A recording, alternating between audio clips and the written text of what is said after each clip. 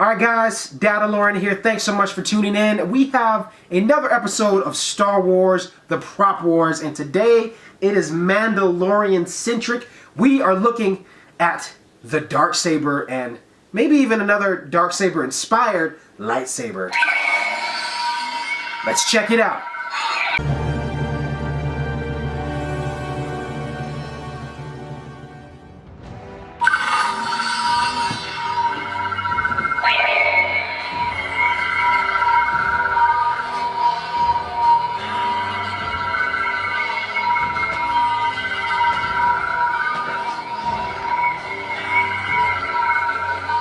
So initially today we are looking at 5 different sabers, and the one I want to start with is the Saber Forge Commando hilt.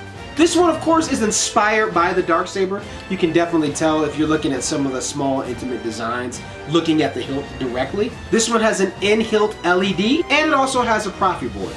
And the sound font for the sounds that are inside of this lightsaber are from Kyberphonic. Now, what I want to do is show you guys this lightsaber ignited. Look at that. Isn't that gorgeous? And if you listen closely, you can hear that Darksaber sound. It's like music to my ears, man. And of course, this is the Darksaber. This is the 2020 Hasbro release. So this toy you guys can find at like Walmart, Target, all that good jazz. Now, for the toys, this one is pretty cool, man. Like, I'm not gonna lie. When I first heard that they were doing this, I was like, oh, I'm sure it's gonna be cheap. You know, because if you've seen some of the other Target lightsabers and stuff, they're not like the greatest. But, you know, for the Hasbro release, this one is actually pretty fun. I own this one. So, for the Darksaber, very, very cool. If you're looking for like the high-tech edition of that, well, I'm going to talk about some other cool, you know, hilts that we're going to look at today. But for the toy, for the Darksaber, if you're a collector like me, this one is pretty darn cool. And again, this is the 2020 release from Hasbro. So this is, like I said, we're going to be looking at a few different hilts for the Darksaber. And this is, of course, Darksaber hilt, but you can tell it might look a little bit different. Now, for those of you who are looking at intimate details, those of you who are the hardcore Star Wars fans, you're like, I know every episode, I know every detail, I know every planet. Well, you might notice this is more geared towards the style of pre-Vizsla. So if you guys remember in Star Wars The Clone Wars, we had that group of, you know, crazy guys who wore buckets on their hair. They were called the Death Watch, and their leader, Pre-Vizsla, this was kind of modeled after, you know, his in terms of the animation style. Now, in terms of mechanics, I love it. This is sturdy.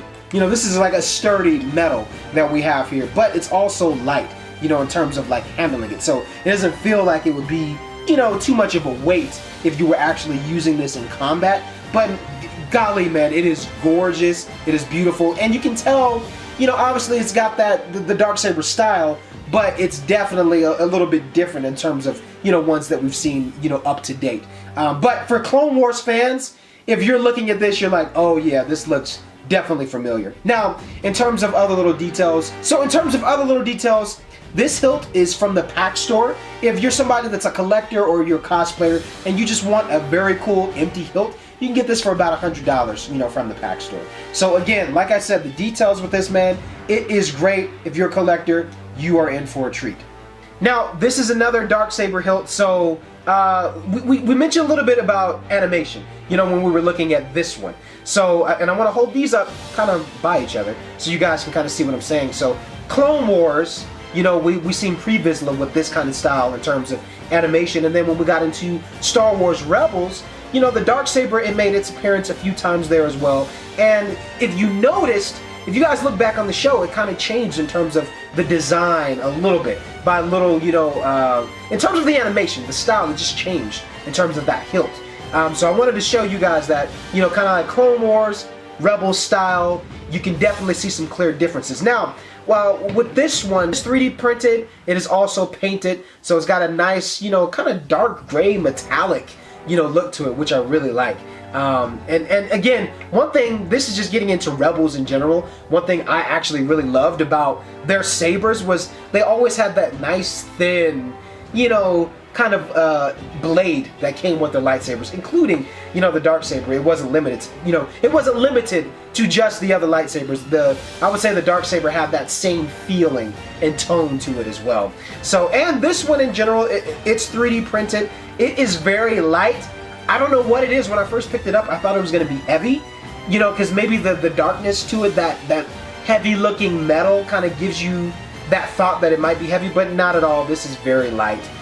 So very cool. And you know, if you're somebody that's a collector, you're a cosplayer like myself, this one is great as a hilt alone. But you know, if you're, you know, wanting to add electronics as well, this is perfect, you know, to add and customize as well. So now we have this hilt. Now, I love live action stuff. It's so fun being able to go from, you know, animation, looking at other, you know, adaptations of things. But for the Darksabers, you know, we were just introduced, you know, in the Mandalorian first season. It made its debut, you know, with Moff Gideon, and now we see that Mando has the Darksaber as well. So this would be the live action, you know, version of that hilt. So you can see, and I want to hold this one up to it, because I'm going to talk a little about both of these, you know, together next to each other. But you can see, obviously, similarities, right, from animation to live action, but you can also see some clear differences, you know, when we're looking at these sabers. You know, this one seems, it's more rounded, you know, in terms of its texture, you know, within this hilt, and this one is a little more squared off. Even some of the intimate designs, you know, both of these hilts have some, you know, clear differences. Similarities, but there's definitely some differences there in terms of coming, and that's natural. Coming from live action, I mean, animation into live action, it's just like going from a book into a movie.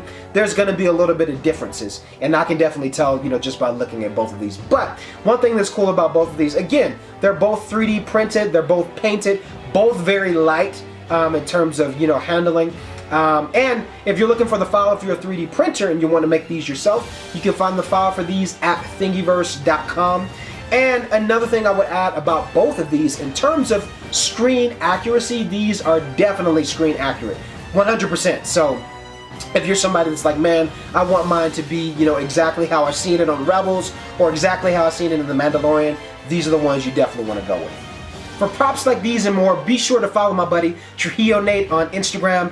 And if you guys are wanting to add some cool stuff to your collection, different little prop kits and whatnot, or, you know, some Star Wars stuff, be sure to check out his Etsy page. It is up, and that is in the description. And if you're new to the channel, be sure to like this video and subscribe. We got videos coming out all the time.